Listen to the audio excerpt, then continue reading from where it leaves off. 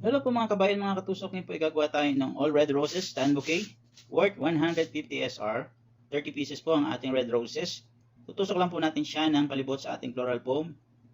Bibilugin lang po natin siya. Kailangan po natin ipatusok ng nasa sakto o nasa gitna ang ating red roses. Papantayin lang po natin yung cut para po maganda yung ating pagkaka-shape ng ating red roses.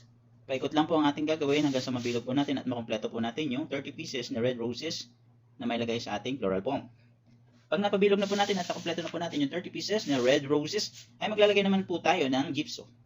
Papalibutan po natin siya ng gypso sa lahat ng side hanggang masako po natin ang ating stand bouquet. Pag natapos na po natin ipaikot ang ating gypso na mailagay, kompleto na po natin yung shape ng ating stand bouquet na bilog na, ay papalutin na po natin siya ng kinat natin na wrapping paper na white. Ang wrapping paper po natin na white ay kakat natin ng pa-triangle at ididikit po natin siya, ititape po natin siya sa lahat ng side. Yan po, ididikit na po natin siya sa lahat ng side at masakop natin lahat ng side ng pa-triangle. At pagkatapos natin yan, ay lalagyan na po natin siya ng double fold na wrapping paper sa bandang baba para masakop naman po natin yung ating floral foam sa baba. Yan po, malapit na po natin matapos ang ating triangle shape na wrapping paper. Tinip na po natin yan, bawat sulok.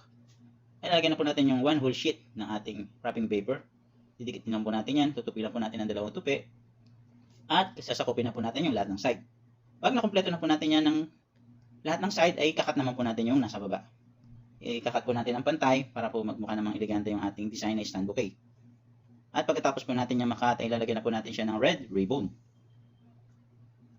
Yan po last part na po to ng ating wrapping paper na kinabit. Yan po, nakompleto na natin yung ating balot. Last balot na natin yan. Kompleto na po natin siya. Then ikakat na po natin yung nasa baba. At lalagyan na po natin siya ng ribbon, red ribbon. Ang ating nilagay. Yan po ang ating finished product. 450 SR stand bouquet.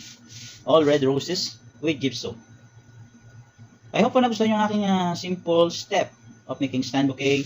Paki-follow, like, and share naman po. At paki-comment naman po kung saan nakarating ang aking video. Para po mapasalamatan ko kayo sa abot ng aking makakaya. Maraming salamat po sa pagsuporta. Yan po ay naglagay po siya ng Arabic word. Yan po ay may date pa para sa engagement party na kanyang atinan sa kanyang kapatid. Yan po, tapos na po. Maraming salamat po. God bless you all.